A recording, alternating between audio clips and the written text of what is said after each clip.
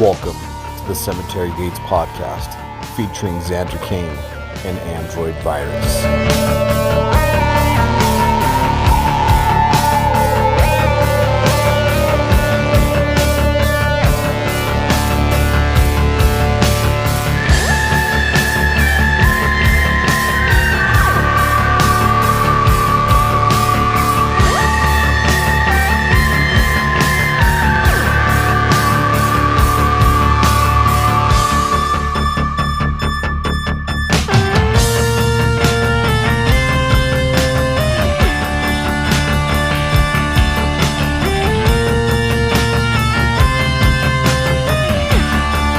Hey everybody, welcome back to the Cemetery Gates podcast. I am Android Virus, featured by my, or with my, yeah. I'm not your.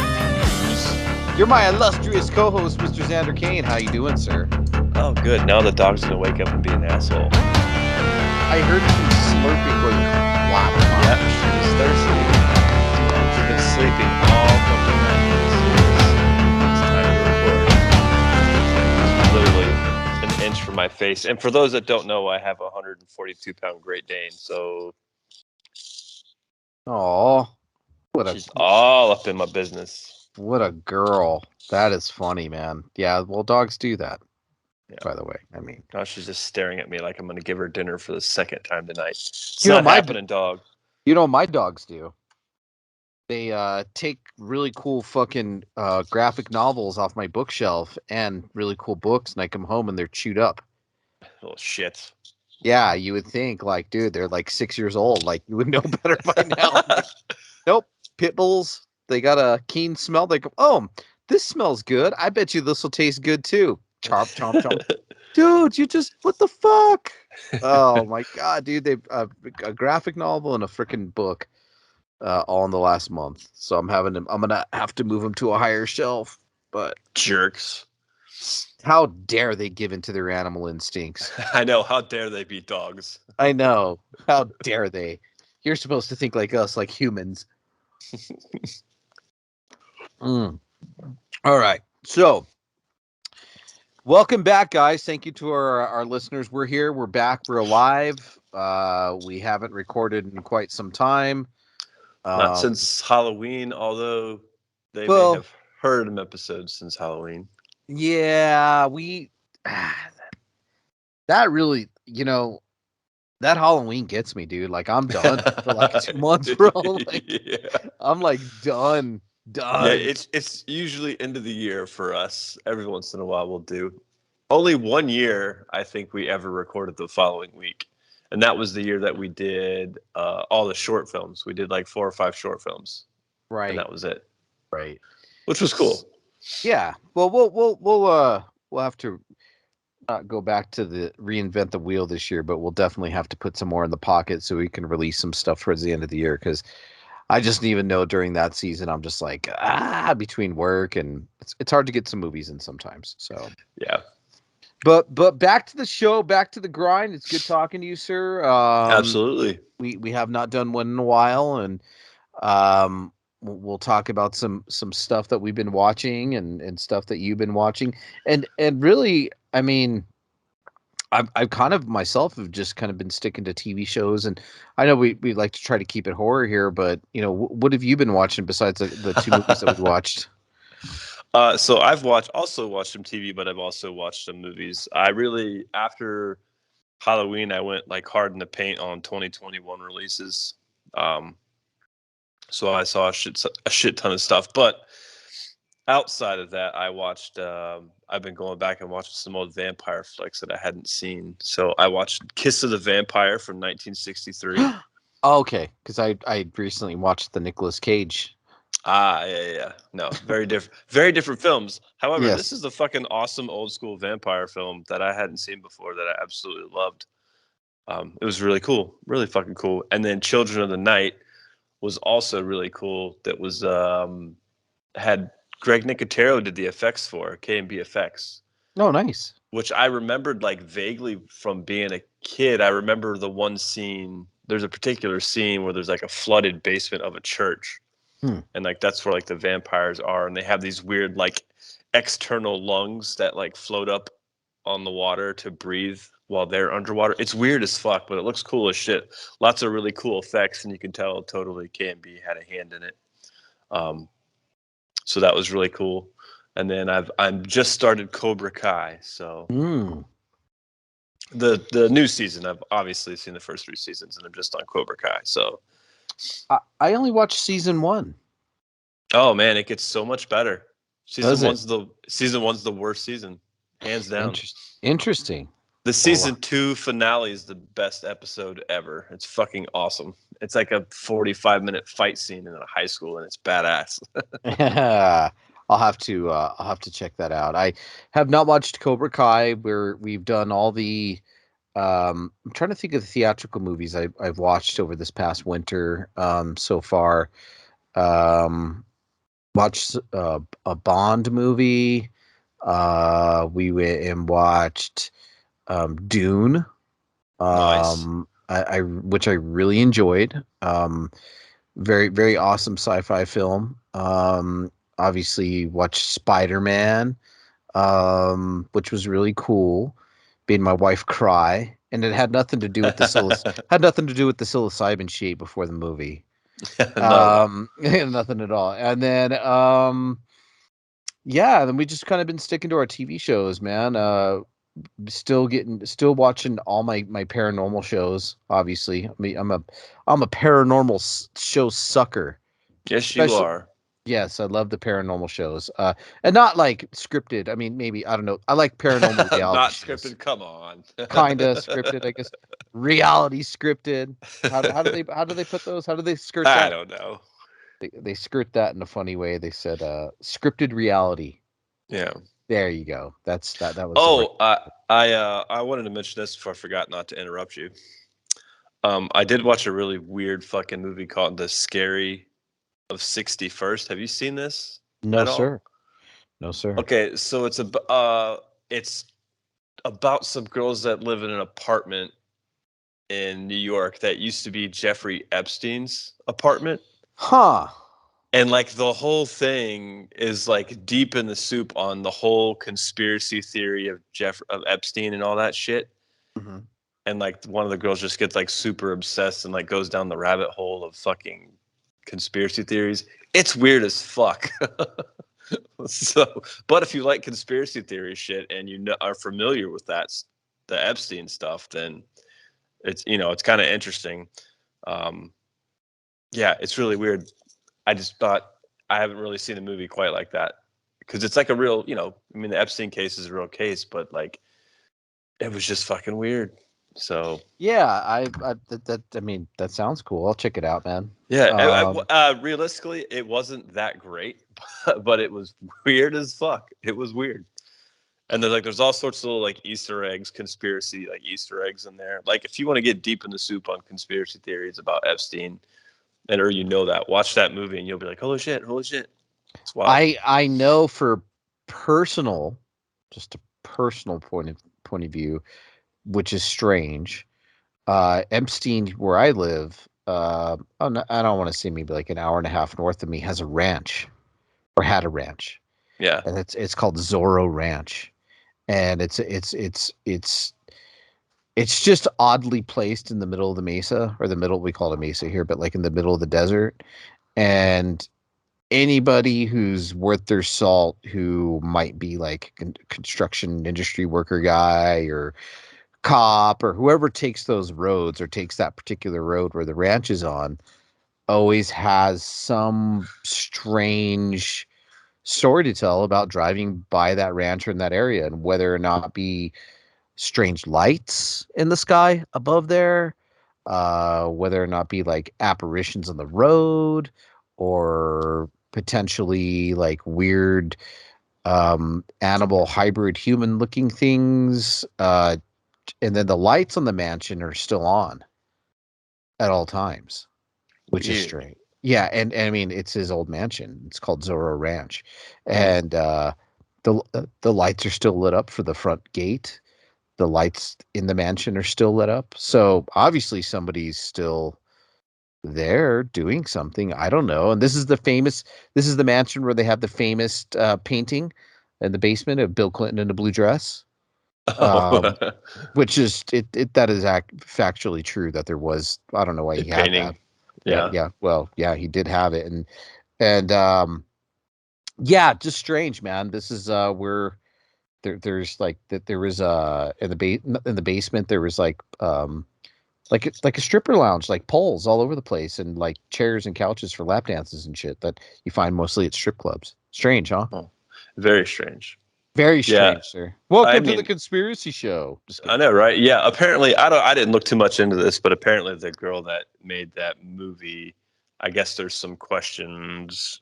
I don't. There's something going on with her. I don't know if it's good or bad, um, Hmm. or what it is. But there's definitely some like life imitating art with her, I guess, or something like that.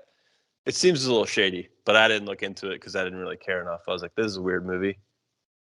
Very strange, sir. Very strange.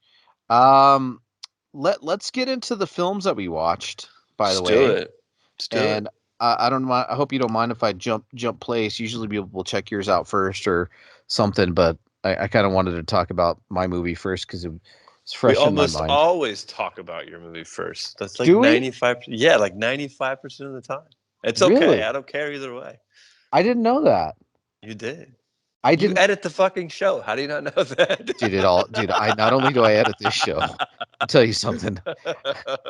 I'm the editing fool these days. So I've had no choice but to start editing, right? So it's Yeah. like my editing editing buddy, my editing partner just doesn't do it no more. So it's like, man, if I still want to deliver the cool content that we do, whether it's on this show or other podcasts or the Android Vision show, it's like, well, I guess if you want something done and if you want it done right, you better learn how to do it yourself. So That's right. that's where this last year has been for me. So not only am I obviously editing this, I started editing It's Not Horror. I started editing Is It Really That Bad? And then we have a wrestling show that we do every now and then, maybe once a month or something. And then naturally, I'm editing Android Vision now, so it's like, wow, and then it's like it all starts bleeding in. I'm sorry. It's all Uh, good. yeah, we'll have to do swap flip flops. So next episode we'll do yours first. How about that? It's okay. It's So okay. I know. We kid. Yeah, let's go ahead and listen to the trailer for my pick for 1987's Blue Monkey. We'll be right back. Damn it! Clear! At 7 p.m., County Memorial Hospital was placed under a Class 4 quarantine alert. I've never seen any strain of bacteria with a configuration like this. It's not what's gotten into their patients that worries them. It's what's getting out. Oh my God. It's one of a kind. I gotta get closer. The entrances are completely sealed. It's really happening? Something big. No one is permitted in or out until further notice. Friday night. It's always like this. Hurry, the little bugger's on its way!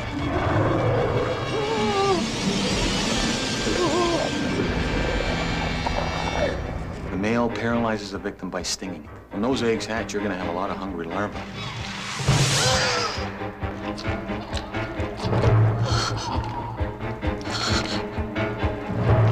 Oh my God, you're still alive.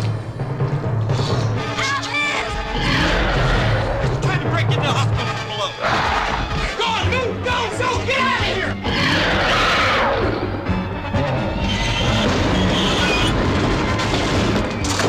The blue monkey's coming! I said fire! The Blue Monkey is coming. David Jordan, what are you doing here? Let's give you a boost. And coming. We still have a few bugs to iron out. And still coming.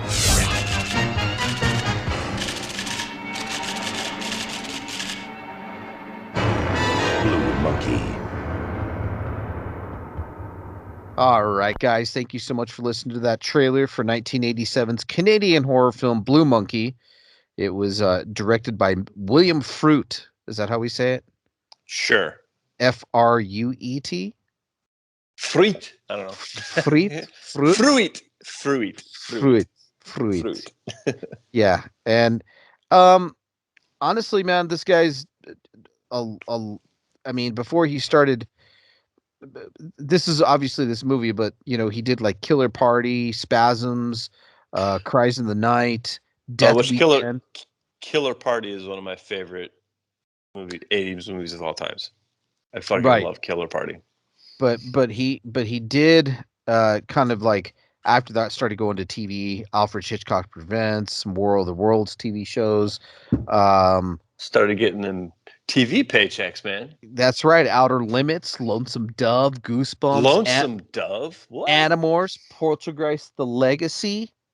That's Actually, right. I have Poltergeist Legacy on DVD. I've watched it the first few episodes when it came out, but never finished it. And then I found it at like a used CD DVD shop for like $4 for the whole series. I was like, I'll take that. Haven't watched it yet though.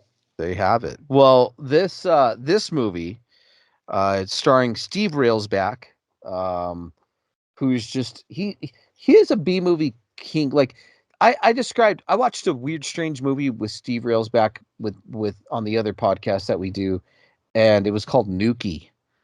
Yeah, look it up, guys. It's the South African ET.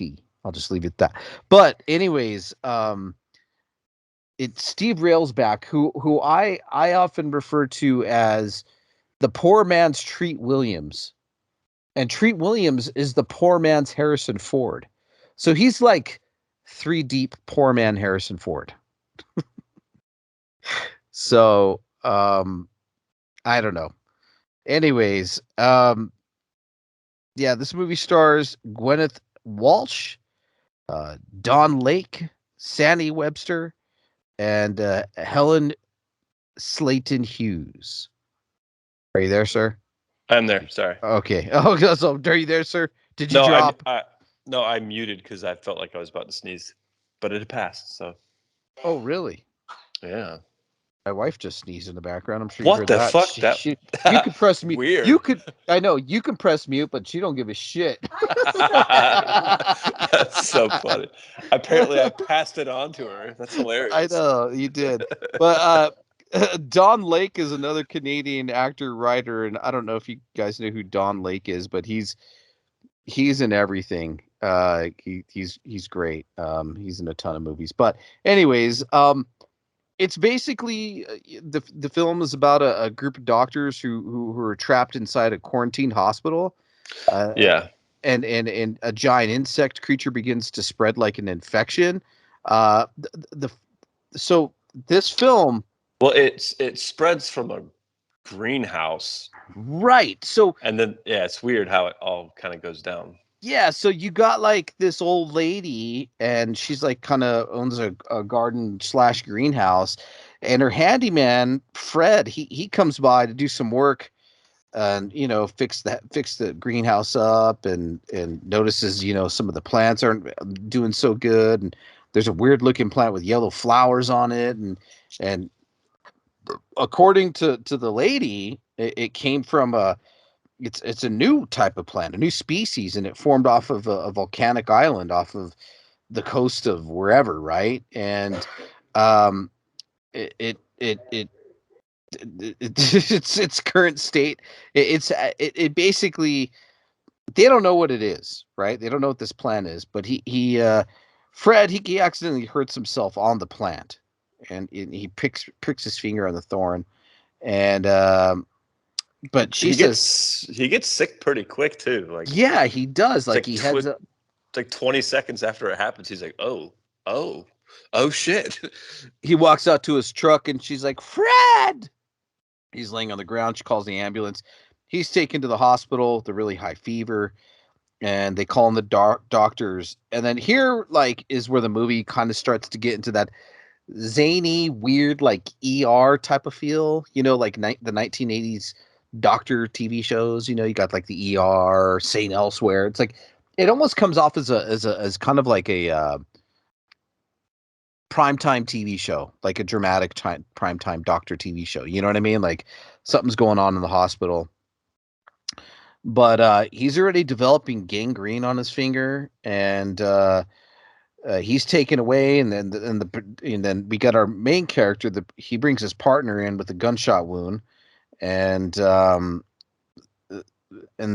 basically Jim's partner was shot, and Rachel's confident he'll be okay through the surgery, but Fred begins convulsing and winds up vomiting like a, would you say a little tiny penis, but it was more like a, It looks like you know what a dog turd looks like when it like yeah, sits in the sun and turns white. That's what it it looks like loses comes out of all of his nutrients. Yeah, that's what Yeah, comes out of his mouth. but slimy. Yeah, Yeah. and then so they contain it in a jar, and they take it to the laboratory, and they're like, what the fuck is this? And it's a parasite. It's weird. And anyways, the main doctor kind of befriends the cop, right? So like you kind of already have your cast set up, and then you have the evil man, who he's not necessarily evil, he's just kind of dicky, who runs the hospital, and they slice the thing open, they start doing little experiments on it, and there's a little creature in there, and you know bad goes to worse, and the creature's carrying a weird disease, and you know what's his name, the man who originally came in, they don't really show it, but like he fucking explodes, or his chest explodes, and there's blood splatter all over the Yeah. movie. Yeah, that was really cool. I think his head actually explodes. Yeah, I didn't know if, well, they were doing the chest paddles, and then it was like, so it's Yeah, like, I think it's his head, because like there's a head thing later that happens in the movie. So I think it's like a part of the condition, maybe. I don't know. right. So the hospital director, he's trying to quarantine the facility because he doesn't want nobody to panic. But they bring out like an entomologist, Mhm. and there's some fun play between the entomologist and another cop, and he's like gets into his bug. He's all, "Wow, is that really a bug? It's my favorite car. Wow, what would you think?" Like he's all, "Man, you didn't buy this off the lot. You had to special ordered an orange one." Like there's some really funny, quirky I don't know. Whoever wrote this, there's some funny one-liners, and there's some zingers in there, and it's a little zany. Yeah, at times it feels like kind of the sciencey part of like the Blob. But sometimes the Blob remake, it felt like, Yeah, yeah, and a few other movies it kind of takes from too as well. yeah, yeah. It's crazy. So in the meantime, there's these children that are in a pediatric ward. So here's and they start roaming around like a little gang of hoodlums. I say that. Free range disabled children in the hospital. Yeah, Like that's pretty much what it was. Yeah, like the first time you see him, this little girl is like, I don't know what the fuck she's doing. She's like crab walking, kind of with her legs all bowed out, and you're like, what the hell is happening? By the way, um, that little blonde girl, Sarah Yeah. Pauly. Is that who that was? Yes, a young Sarah Pauly. Oh my god! Isn't that great? How the hell did you pull that out? I pulled it out, buddy. I did my research. But yeah, yep, a young Sarah Pauly, which is really funny. She plays one of the little kids in this. So, but anyways, the chick who's supposed to be watching the pupil, the larvae, the bug, or whatever, her and her man, let's go mess around. So they go and have sex in the morgue or whatever, and the little kids make it way in there. They're all, oh, look at this little bug, he's hungry, and they pour some chemicals on it.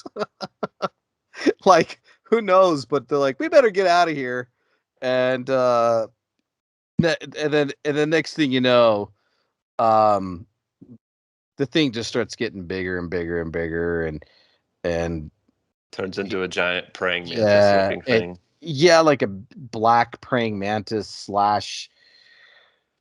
ant something. I don't know, but it kills the two people having sex. It turns out that the children fed the insect growth hormone. It worked very fastly. Yeah. But yeah, it starts kind of going down into the utility tunnels of underneath the hospital, and it starts to kills a janitor.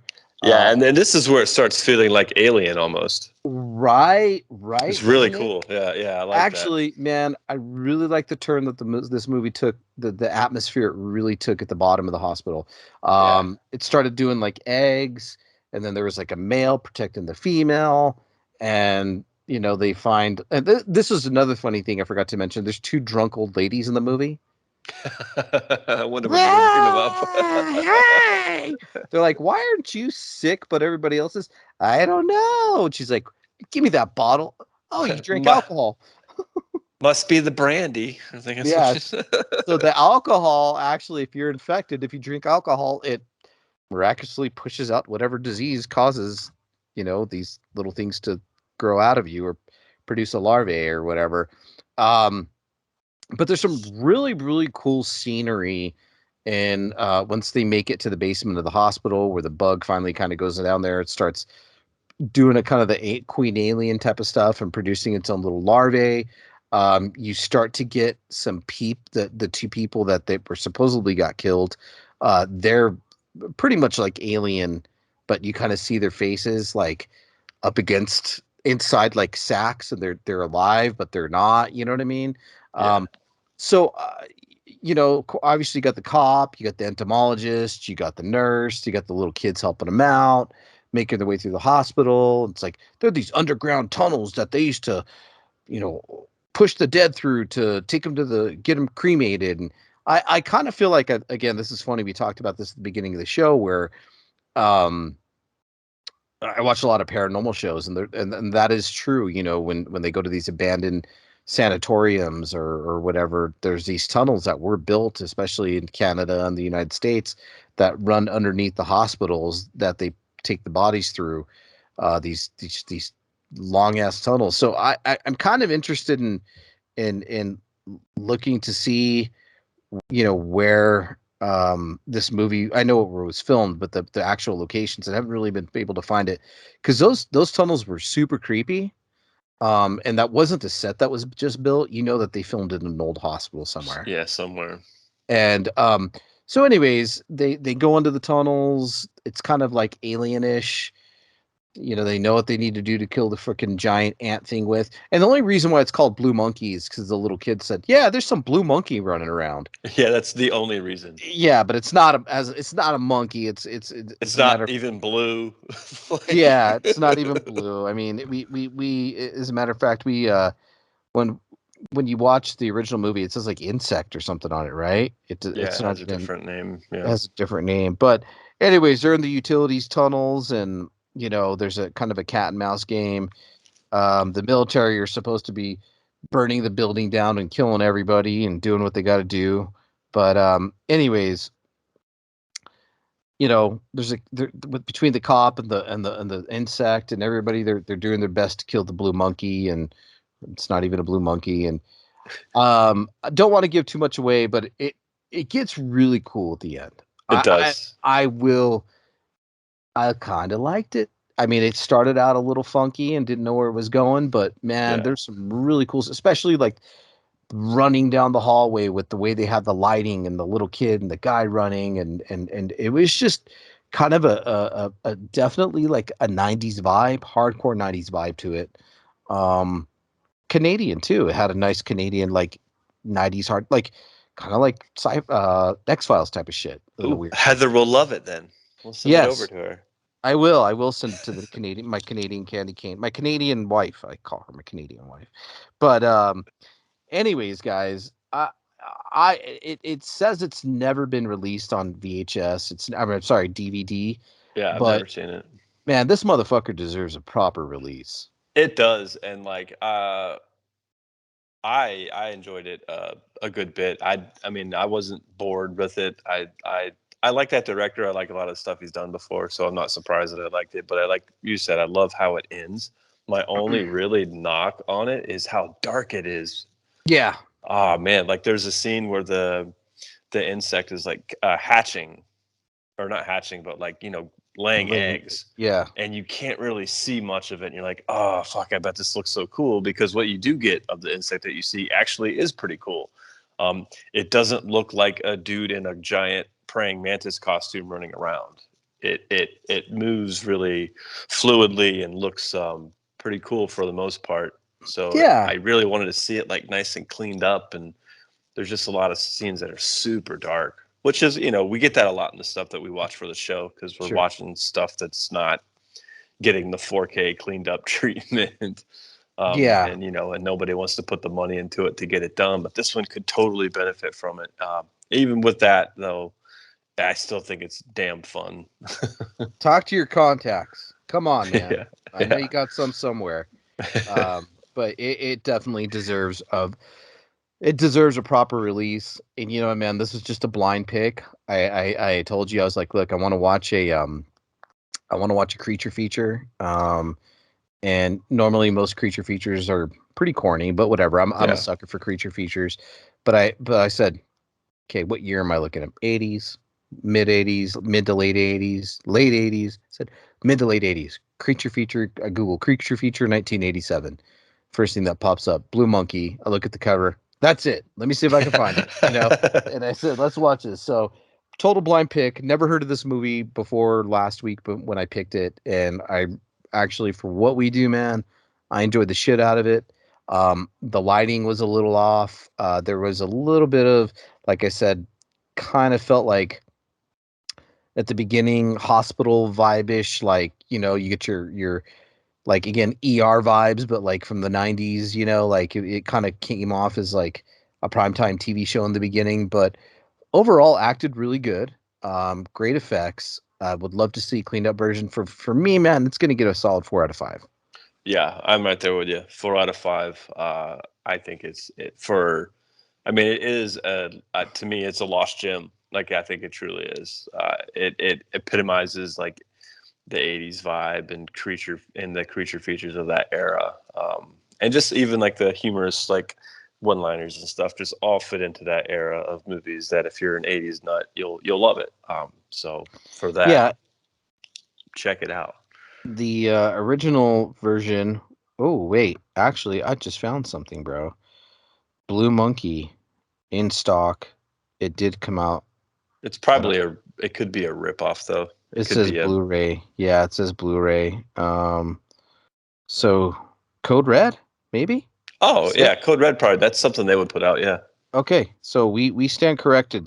We stand corrected. I would like to watch this in a nice cleaned up version. It's probably, well, if it's Code Red, it's probably not cleaned up all that well, and it was super limited. So Yeah. It's in stock on Diablo DVD for $20. Oh, okay, that's cool. Yeah, and they're a good site, so highly recommend getting from them. Yeah, Blue Monkey / insect. They breed, they hatch, they kill. Maybe it's just a phase they're going through. So we stand corrected. It's check it out, guys. Blue Monkey, great film. Really liked it. Like you said, a nice lost little gem, and I'm surprised neither of us have ever seen it. Yeah, I hadn't heard of it. Yeah. So let's get into your movie. Ooh, my movie. And what's it called again? Party Line. Ooh. Join the party line. Yeah, let's listen to the trailer for the Party Line.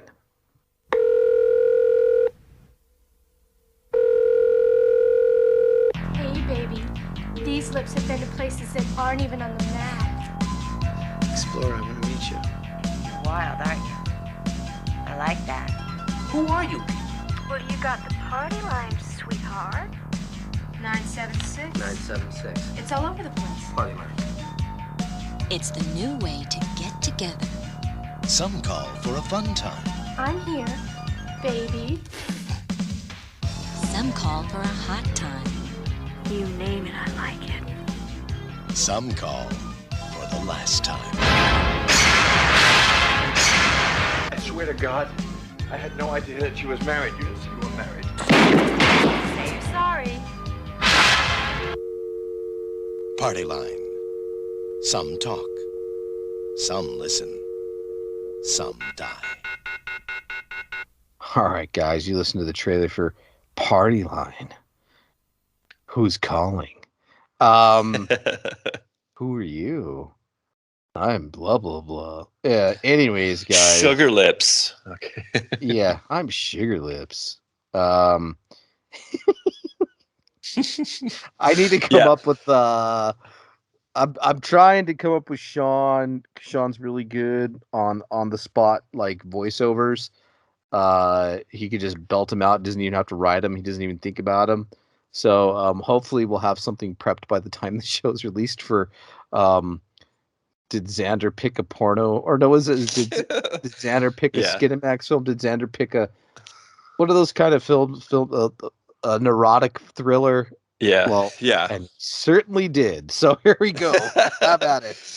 Yeah, so Party Line from 1988, is that where it's from? Yeah, 88. There's a whole bunch of people in this movie. You got Richard Hatch from Battlestar Galactica. Got Yes. Leif Garrett, the teen heartthrob of the 70s, and fucking Richard Roundtree. Shaft himself. Yeah. And there's a handful of other people that you would recognize that are character actors kind of of the era. So there's quite a few people in it, but so Party Line, the plot is were you familiar with party lines when they were a thing? Yeah, and it's funny because I remember in the late 80s in my neighborhood where I grew up in, for all intents and purposes, it was just like really very suburban type of neighborhood, just families of all the parents are the same age, the kids were the same ages, and everybody had a 3-kid household, so we were like all friends, you know what I mean? The older kids, the middle kids, and the younger kids, and we had to be in the younger kids generation. But my buddy that lived behind me, Chris, his neighbor that lived next to him was Josh. Josh was just a little shit, and he snuck into Chris's house and called party lines, the old 976 numbers. Yeah, which is like I've heard 976 before, but I didn't realize that's like where it came from. Is they were these old Yeah, party lines back in the and day. his mom got like a $500 phone bill. Yeah. Yeah. So obviously, if you're familiar with Party Line, the movie is basically based around party lines, and a bunch of people just basically get on a line together and they chit chat, and usually it turns sexual, and they meet up with one another and fuck. Like that's what happens. Like, Yeah. or at least that's how they portray it in this movie. That's all I should say. Um, so it's about well, at first you don't realize it's a brother and sister, and they're like incredibly wealthy in this giant house in like Pasadena, out there on the West Coast. Mm-hmm. And the sister like lures men over to the house through the party line, and then her brother kills them. But in the first scene, you don't realize that. Like she's just banging some dude in the couch, and her brother comes in and sits down in the chair and just starts watching. And Angelina. yeah, Like yelling at her. yeah. And then of course the dude like freaks out. He's like, "Oh shit, I didn't know you were married." Blah blah blah. She's like, I'm not married. That's my brother." And they start like getting into kind of teasing him and oh, we'll call your wife and kids. And the guy kind of pleads with him, and they basically kind of toy with him for a little bit, make him squirm. And then they slit his throat with like a straight razor blade. And that's how they always. That's how she doesn't do any of the killing. It's always him. So she's like luring him there, and he's killing him for his pleasure. And so that's kind of, they use the party line that way, and that's how they lure victims in, and that's what the movie's entirely centered around that. And then in one of the phone calls early in the beginning, there is we find out later, a 16-year-old girl on the party line, because she thinks it's like funny, and she's like she kind of wants to meet up with somebody on one of these things because she's kind of fascinated by it. Mm-hmm. But it's like it feels so wrong because like she's on the party line, and she's holding like a teddy bear, and you're like, what the fuck? Yeah. Like at first you just think she's like kind of eavesdropping because she thinks it's funny, but then you're like, oh no, she actually is like interested in this. And then she kind of drags her friend along, and then she they do it at she's babysitting one night, and her friend comes over and they're doing it, and the couple comes home early, and so they have to hang up on the party line. And then the guy that was babysitting them takes her friend home, and basically throws her out the fucking car. It's like, okay, bye, I gotta go. And takes the one babysitter that was doing the party line, whose name is Sugar Lips on the party line. And he tries to make a move on her. So this dude's like a total creep. Yeah, she's like, he's like, all, do we have to put up why? with this every time you take me home, Mister Blah blah blah. Yeah, he's like, why are you sitting all the way over there? It's like, what the fuck? And so she storms out. And the reason this becomes a bigger plot point later is because when the babysitter decides to go meet with with the killer, basically, but she doesn't know he's a killer at the time. She just wants to meet up with the guy from the party line.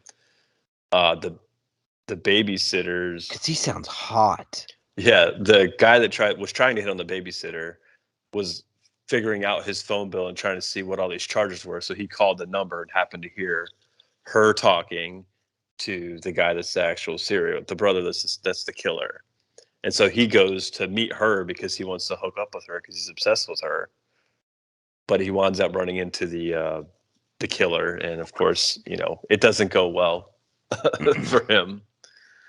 And then, the whole movie is just them meeting. Like, that's the biggest plot point. Like, there's a few other, like, the sister meets a guy at a nightclub, dances with him, and they do 2 killings in a nightclub. And then a cop shows up, and then the brother thinks it's funny to be like a witness to the cops come to get the bodies, and they're like, hey, did anybody see anything? And the brother's like, oh, I saw the red convertible drive away, and they have a red convertible, but he says a red convertible BMW, and they have a Ferrari convertible. Yeah, he's obviously playing games with the cops, right? But then you have your cop relationships, right? Like, you got like the DA is in a relationship with like a vice cop, which is Richard Hatch. He's the vice cop, and there's kind of this weird. They get along, and it kinds of. It's not really a love triangle. They both kind of like each other, but they're both in other relationships, or both out of relationships, I should say. But as they piece the whole thing together, they finally get the babysitter realizes, like, oh fuck, I know that guy. He's the killer. Like, because she finds out that she watched the old guy that tried to hit on her leave with the girl and the brother, and then she saw that he was dead. So she was like, oh fuck, the party line guy's the killer. And so they drag like this 16-year-old girl. Another really awkward scene is they're sitting in there with the 16-year-old girl, and they're like, hey, get on the party line and talk sexy and lure this guy.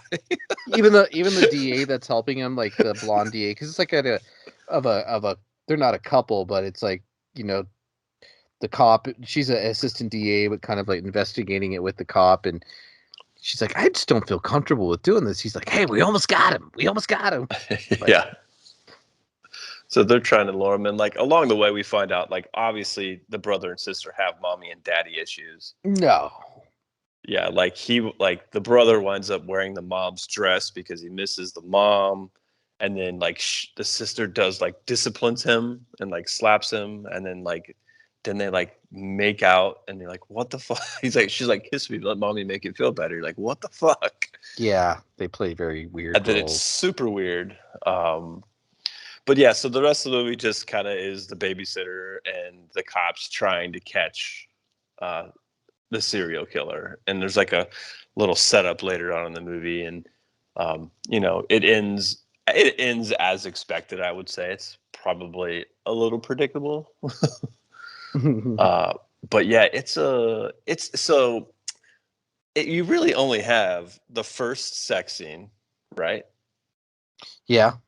And then the one partial sex scene outside where they don't even the girl gets topless and she sits on the ground. That's it. But then there's all like the sexy talk on the phone, right? It's like USA Up All Night. Dude.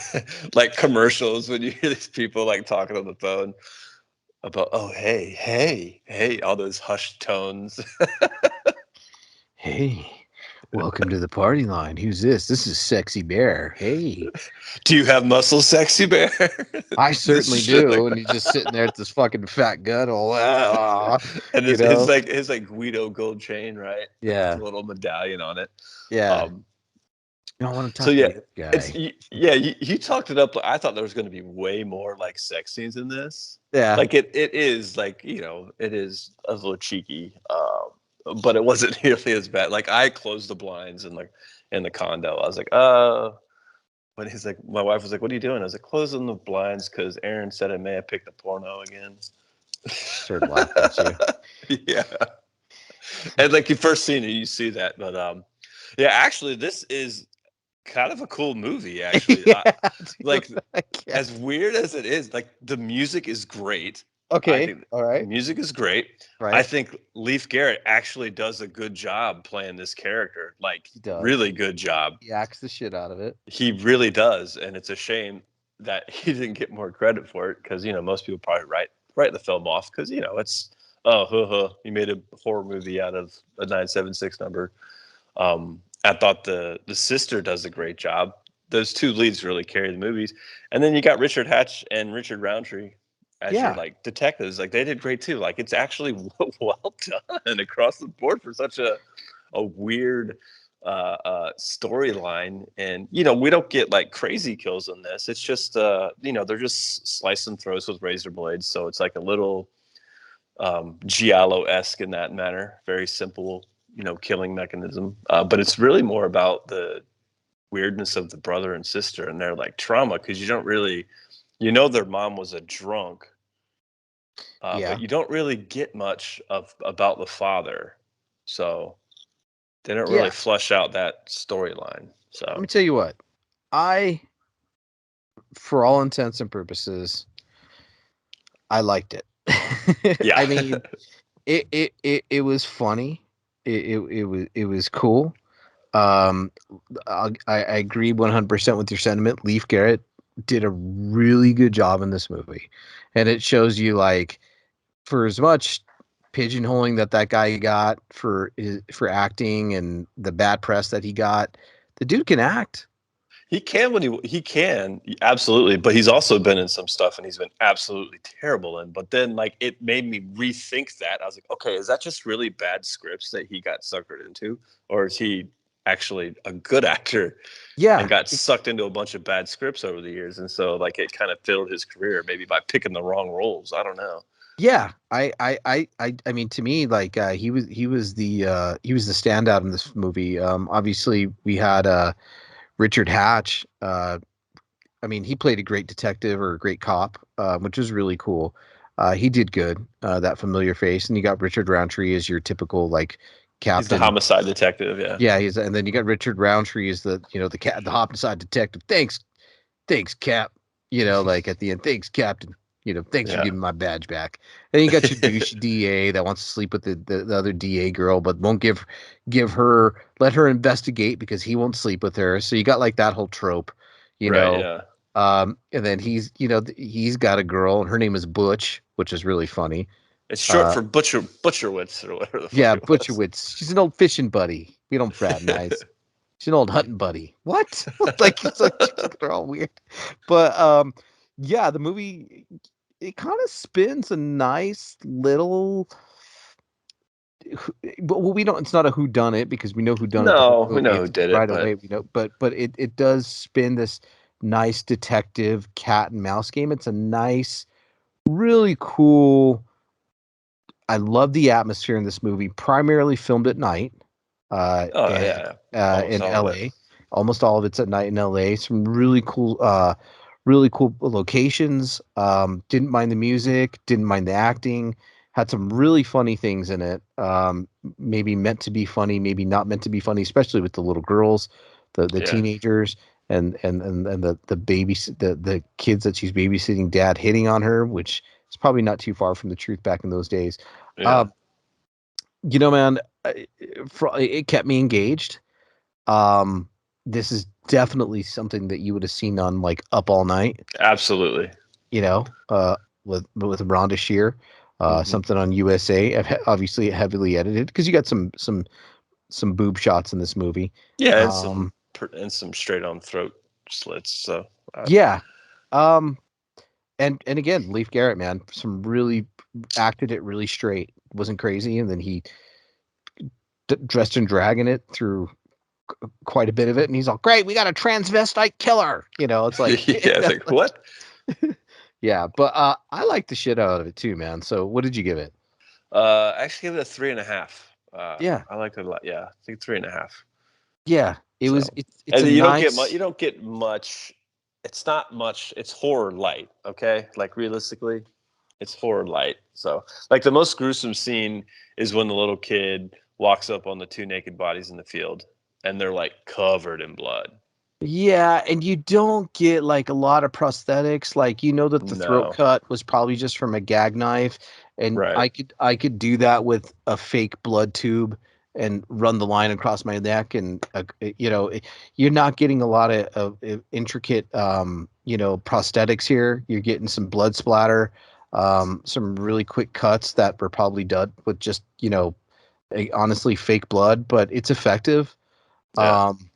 And I really found it to be kind of like just kind of like an 80s little quaint, um, I don't know, suspense film.